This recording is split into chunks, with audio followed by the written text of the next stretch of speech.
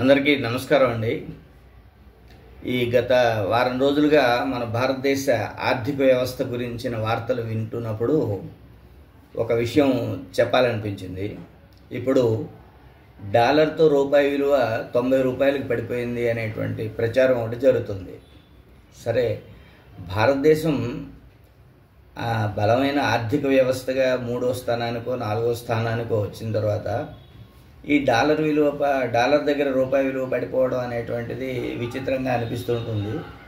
కొంతమంది ఆర్థిక విశ్లేషకులు ధైర్యం చెప్తున్నారు, మన దేశం దగ్గర చాలా బంగారం ఉంది, ఇప్పుడు మనం ఎవరికి డాలర్లో డబ్బు ఇవ్వక్కర్లేదు, కావాలంటే బంగారం తీసుకోండి అంటున్నాము అని చెప్పేసి. సరే, అవన్నీ ఆర్థిక నిపుణులు చెప్పేటువంటి విషయాలు. అయితే ఇప్పుడు నేను చెప్పబోయేది ఏంటంటే, మన తెలుగు రచయిత, ఒక నాటక రచయిత, సినీ రచయిత 1975 ఆ ప్రాంతంలో ఒక నాటకం రాశారు. ఆ నాటకం పేరు హుష్ కాకి అని. అది ప్రదర్శనకి 1:15 నిమిషాలు అలా వస్తుంది. ఇందులో 4 పాత్రలే ఉంటాయి. ఆ నాటకం రాసినటువంటి రచయిత ఎల్బి శ్రీరామ్ గారు, లంకా భద్రాద్రి శ్రీరామచంద్రమూర్తి గారు.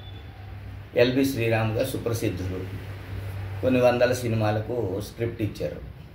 అయితే అది హుష్ కాకి నాటకం మొదటి తరంలో ఉప్పులూరి హనుమంతరావు గారు, సుబ్బరాయ శర్మ గారు, తర్వాత ఇంకెవరో మరికొంతమంది నటించారు.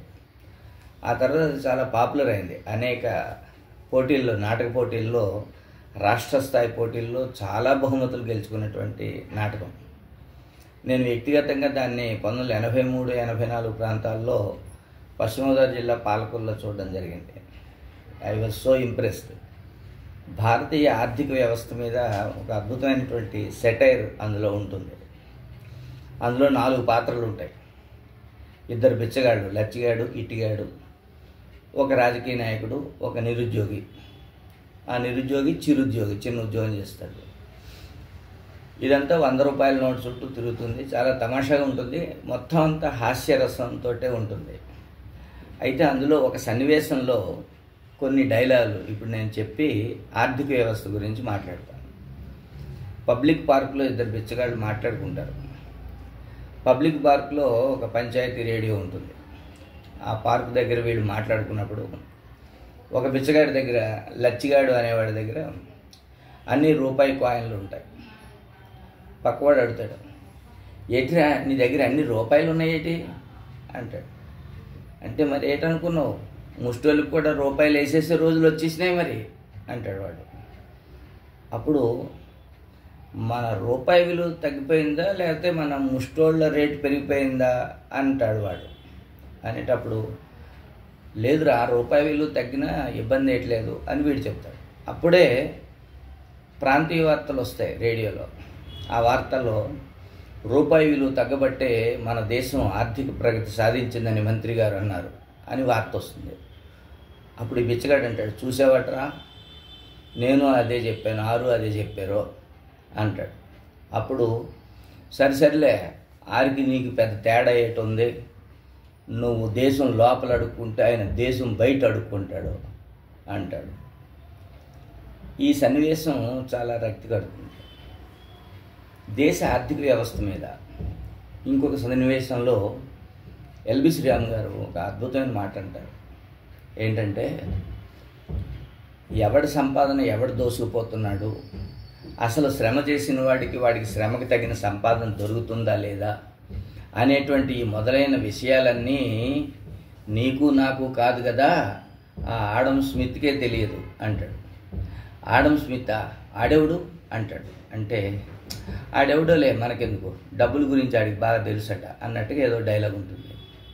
అంటే ప్రపంచ ఆర్థికవేత్త అయిన ఆడమ్ స్మిత్ను కూడా బిచ్చగాళ్ల చేత ప్రస్తావన చేయించి ఆర్థిక వ్యవస్థ మీద వచ్చినటువంటి ఒక అద్భుతమైనటువంటి సెటైరికల్ రచన హుష్ కాకి.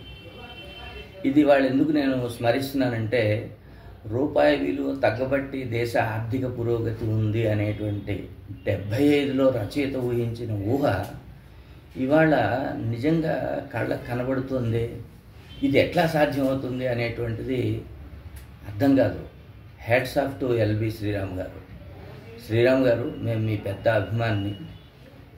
మీ నాటకాన్ని సుమారు ఒక 50 వేదికల మీద మేము నటించిన వాళ్ళం. మొదటిసారిగా నా కెరీర్లో 5వ తరగతి విద్యార్థుల చేత శ్రీకాకుళం జిల్లాలో ఇది ప్రదర్శన చేశాము. తర్వాత